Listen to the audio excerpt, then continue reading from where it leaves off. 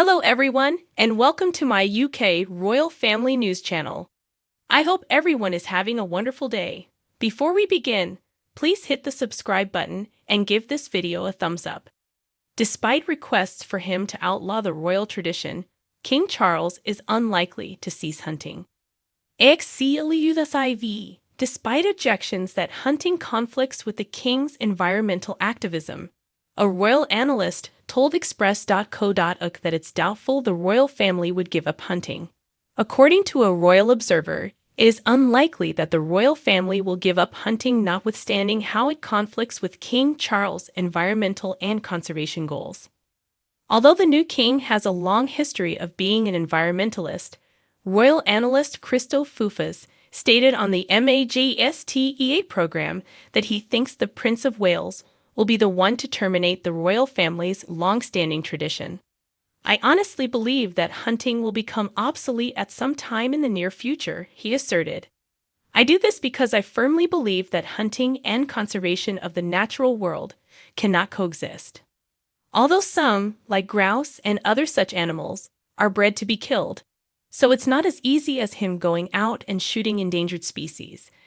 I do wonder how he'll handle that in the future. But Royal Holloway University of London professor Pauline McLaren told Express.co.uk that she doesn't think the practice will ever stop. I think they will have to carefully navigate this potential conflict between conservation of nature and the hunting of animals. The co-author of the 2015 book Royal Fever stated, "Hunting is a significant part of the royals' lifestyle, so I doubt that they will be put off by it. However, they are prone to minimize their contribution to this sport and the attention they get when participating." The royal family's affinity for hunting first came to light earlier this year. The Duke of Sussex detailed how he had an initiation that involved having his head shoved inside a deer carcass after he shot it on the Balmoral estate in his shocking memoir Spare, which was published in January. The fact that he stated that he had previously killed a rabbit and his nanny, Tiggy Lightbork, had smeared a dollop of its blood tenderly across his forehand, down his cheeks and nose, indicates that this was not his first contact with animal killing. The royal family has a long history of hunting, including a pheasant shot at Sandringham at Christmas and a grouse shoot at Corgarth, close to Balmoral. The Queen, who was taught how to chase deer as a young child, has also been known to go on tiger hunts in India with Prince Philip, who was known as the trigger-happy prince in the 1960s. Prince William and Kate, Princess of Wales, have reportedly started taking their oldest son Prince George hunting since 2018. This practice is frequently cited as being at contrast with the firm's fervor for environmental preservation.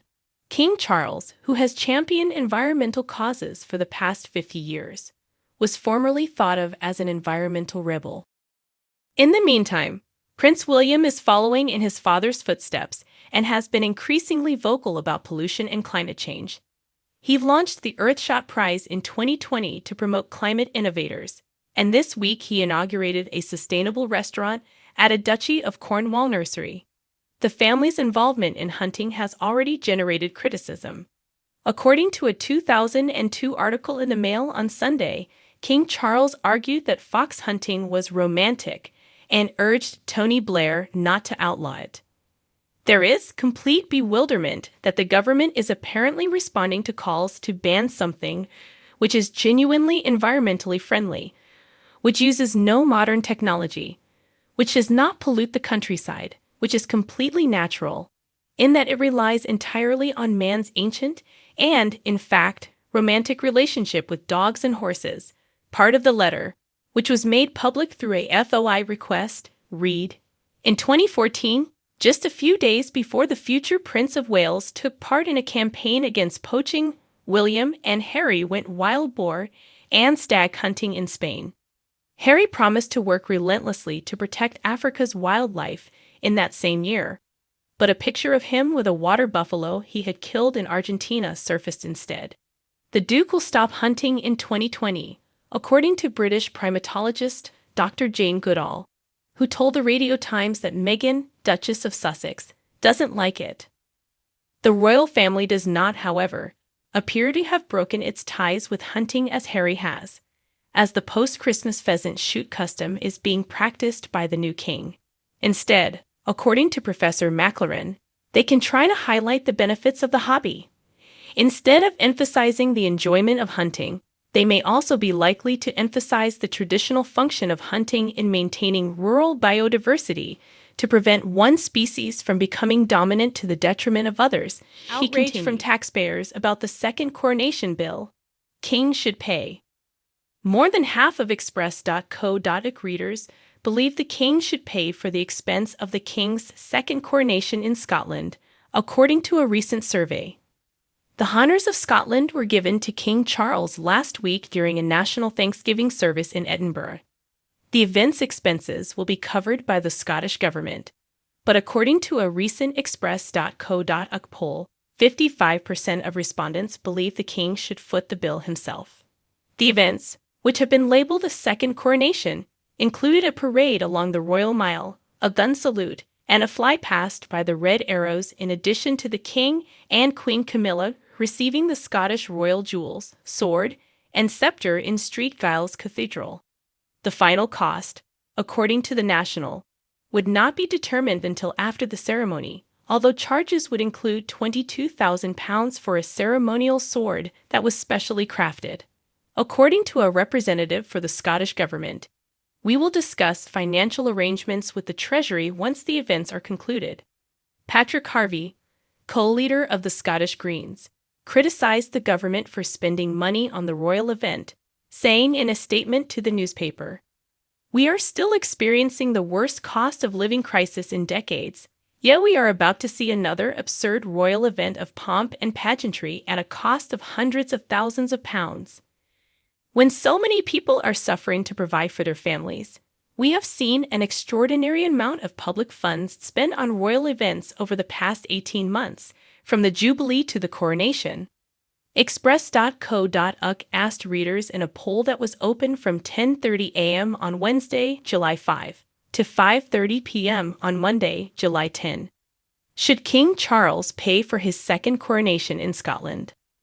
A total of 1,001 votes were cast, with 547 out of 1,001 respondents, or 55%, saying yes, he should. A little over 44%, 441 people, responded no, while a further 1%, 13 people, stated they were unsure. Readers questioned who should bear the expense of the event in the comments section that followed the related story. With username BlueBlend writing, "While thousands struggle with the cost of living, he gets everything free on money paid by the masses." Many users suggested that the king should foot the price. Absolute disgrace. Of course he should pay for it. Why on earth should he have two coronations at the nation's expense? Said user Europeats in agreement. The royal family should have covered the cost of both coronations, according to several readers. King Charles II is a billionaire, according to user Englishman1. He should pay for the coronations, of course. While some readers felt that the firm shouldn't bear the bill, Karen G., under the username, "He is the king. He won't have to foot the bill for his own coronation." Another person, username Green Marlin, stated, "This is an expense for business. The cost must be covered by the Scottish government." The coronation is a validation of the king's role for Britain, continued user Trottle. Obviously, he can't afford to pay for it himself. Plans for the royal family's summer vacation may change as a result of King Charles' latest money-making scheme. The royal family often spends their summer vacations at Balmoral in Scotland, but their trip's dates may soon need to be adjusted. The royal family's summer travel plans may be significantly altered by King Charles' new money-making scheme for Balmoral. The late Queen typically stayed there from July through October, although she wasn't able to move into the main house until August, when Balmoral closed to the public. The family used to travel there every year around the end of the summer. The king now wants to add 2 extra weeks of summertime public access to Balmoral. Richard Eden, the diary editor for the Daily Mail, claims that the action is being taken to increase revenue for the estate at a time when even the royals are being forced to be more frugal. According to Mr. Eden, Charles is likely to stick with his custom of spending the first week of August at the Castle of May in the Scottish village of Caithness. This year, Balmoral will be accessible to visitors until August 16, and Prince Charles and Queen Camilla will remain there until it shuts, at his own Scottish home, Birkhull. Prince Andrew's summer vacation plans will likely be hampered by the increased operating hours, which may enrage other royals. Even after ceasing to be a working royal in 2020, the Duke of York has continued to reside in Royal Lodge on the Windsor estate for the past 20 years. According to rumors, the king wants to relocate his younger brother from the house and into the smaller Frogmore cottage, which is empty following the permanent departure of the previous inhabitants, Prince Harry and Meghan Markle.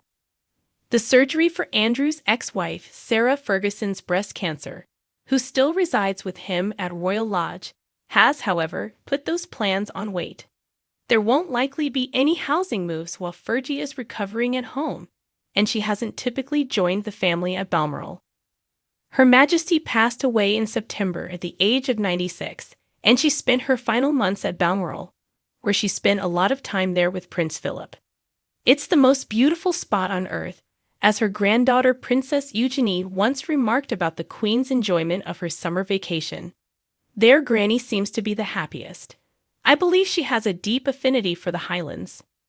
Eugenie described what the royal couple liked doing up there in the ITV documentary Our Queen at 90, saying, "Walks, picnics, dogs, a lot of dogs, there's always dogs, and people coming in and out all the time. It's a lovely base for Granny and Grandpa, for us to go up there and see them, where you just have room to breathe and run," my mother said. Thanks for watching. If you like this video, so please don't forget to subscribe my channel and don't miss any update.